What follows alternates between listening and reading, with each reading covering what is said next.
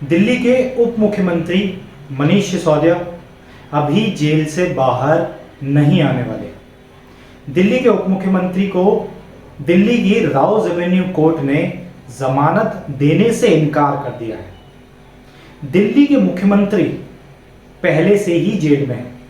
दिल्ली की सरकार जेल से चलाई जा रही। जेल, जब आम आदमी इस बात को सुनता है तो उसके दिमाग में अपराधी, अपराध, इस तरीके के ख्याल आते हैं। अब दिल्ली की सरकार अपराधियों के गढ़ से चल रही है। इस तरीके के इल्ज़ाम लगाए जाते हैं विरोधी पार्टियों द्वारा आम आदमी पार्टी पर। लोगों के मन में कहीं ना कहीं संशय तो उठता ही है कि आखिर दिल्ली की सरकार को जेल से कैसे चलाया जा रहा है। इसका मतलब तो ये हुआ कि दिल्ली के मुख्यमंत्री और आपके मुख्य कार्यकर्ता या आपके मुख्य संयोजक अरविंद केजरीवाल किसी और पर भरोसा नहीं करते। अपनी पार्टी में उन्हें किसी और पर भरोसा नहीं है। लोगों द्वारा ये आरोप लगाए जा रहे हैं कि जेल से सरकार चल रही है। संजय सिंह को हाल ही में दिल्ली की कोर्ट ने, यानी सुप्रीम कोर्ट ने उनकी बेल की अर्जी को मान लिया था, स्वीकार कर लिया था। उन्हें जमानत मिल गई थी, वो जमानत पर छूट गए थे। और इसके बाद दिल्ली के कार्यकर्ता, दिल्ली की आम जन, जिन्होंने आपको वोट देकर सरकार तक पहुंचाया था, जिन्होंने आपको अपना विश्वास दिखाया था आप में, उनके बीच कहीं ना कहीं एक खुशी थी। उनको ऐसा लग रहा था कि आने वाले समय पर दिल्ली के उप मुख्यमंत्री को भी छोड़ दिया जाएगा, मुख्यमंत्री को भी छोड़ दिया जाएगा, ताकि उनके जो मसले हैं, ताकि उनके जो इश्यूज हैं, ताकि उनका जो शहर है उसमें काम दोबारा से उसी प्रगति से चल सके। जो काम अभी रुके हुए हैं वो दोबारा से चल सके। पर ऐसा नहीं होता है। दिल्ली की राउज एवेन्यू कोर्ट दिल्ली के उप मुख्यमंत्री की जमानत की अर्जी को खारिज कर देती है। ये पूरा मामला 2020-21 की शराब नीति को लेकर है। शराब नीति में सीबीआई इन पर यह आरोप लगाती है कि इन्होंने घोटाला किया है। ईडी इन पर यह आरोप लगाती है कि इन्होंने पैसों को लेकर धांधली की है, मनी लॉन्ड्रिंग की है।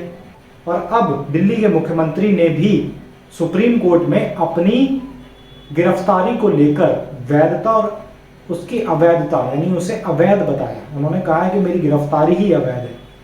सवाल तो उन पर भी खड़े हो रहे हैं कि 9 बार जब आपको ईडी ने बुलाया था जांच के लिए, पड़ताल के लिए, तब आप क्यों नहीं गए? अरविंद केजरीवाल का ये मानना है, उनके लोगों का, कि हमारी पार्टी को कहीं ना कहीं खत्म किया जा रहा है। अगर हम पहले चले जाते तब भी हम जेल में बंद होते, अगर हम बाद में गए तब भी हम जेल में बंद हैं। कोशिश तो यही है कि हमारी पार्टी को तोड़ा जाए। कोशिश यही है। झारखंड में भी बीजेपी ने यही कोशिश की, तोड़ जोड़कर दिल्ली में बीजेपी की सरकार बनाई जाए। इस तरीके की रणनीति है। इस तरीके के लांछन लगाते हैं आपके जो कार्यकर्ता हैं और आपके सपोर्टर्स हैं बीजेपी पर। कुछ लोगों का तो ये भी कहना है कि अरविंद केजरीवाल केवल तब तक जेल में है जब तक चुनाव नहीं हो जाते, यानी जब तक लोकसभा चुनाव नहीं हो जाते तब तक ही अरविंद केजरीवाल जेल में है। जैसे ही ये लोकसभा चुनाव खत्म होंगे वैसे ही केजरीवाल वापस आ जाएंगे। यानी ये पूरा खेल चुनाव को लेकर है। सीबीआई का ये कहना है कि मनीष सिसोदिया, जो कि मेन किंगपिन है, हालांकि मेन किंगपिन वो कहते हैं अरविंद केजरीवाल हैं, क्योंकि वो एक मेन एक्यूज्ड हैं, वो एविडेंस डिस्ट्रॉय कर सकते हैं। इन पर पूरा ये इल्ज़ाम लगता है कि इन्होंने होलसेल कंपनियों को ज़्यादा मुनाफा देने के लिए ये शराब नीति लागू की और जो इससे पैसा बना उसका इन्होंने हेरफेर किया। अब देखना ये होगा कि सुप्रीम कोर्ट में जो कार्रवाई चल रही है अरविंद केजरीवाल को लेकर, मनीष सिसोदिया को तो राहत मिलती नहीं है, क्या अरविंद केजरीवाल जमानत पर छूटेंगे? क्योंकि सुप्रीम कोर्ट ने अपनी ऑब्जर्वेशंस में अभी ये कहा है, ईडी को ये कहा है कि आपके पास क्या आधार हैं कि आपने अरविंद केजरीवाल को चुनाव से पहले गिरफ्तार किया। चुनाव से पहले गिरफ्तार क्यों किया गया, इसको लेकर आप अपने जवाब हमें दीजिए। हो सकता है कि अरविंद केजरीवाल बाहर आ जाए, ये पूरी पॉसिबिलिटी लग रही है।